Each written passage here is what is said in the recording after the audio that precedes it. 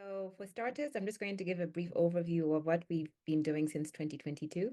And so ORCID's Global Participation Fund was launched in order to promote equitable participation in underserved regions. And so the green markings here, the countries that are shaded are the where we have had grantees so far.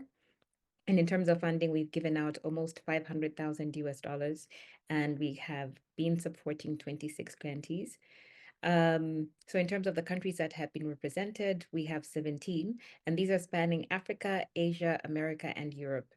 So apart from that, in terms of the breakdown of the grants that have been awarded, we've had 19 community development and outreach grants, as well as 7 technical integration grants. And in terms of the funding that has been given per grantee, it has been between 6 and 20,000 US dollars.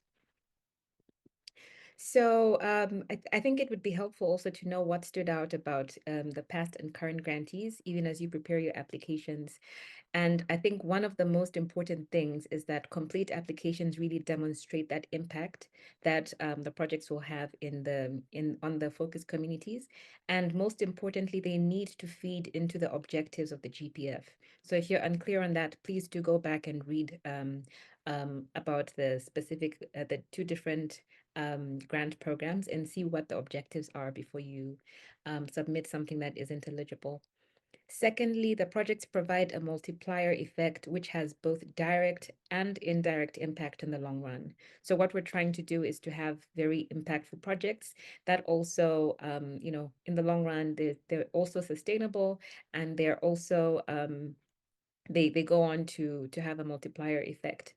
Thirdly, demonstrating value for money in the applications with efficient use of resources. So what you want is to be able to show how the money from the grant is going to help you to not just not just implement the project, but see how that the funding is being used efficiently. Lastly, demonstrated track record of success with similar projects.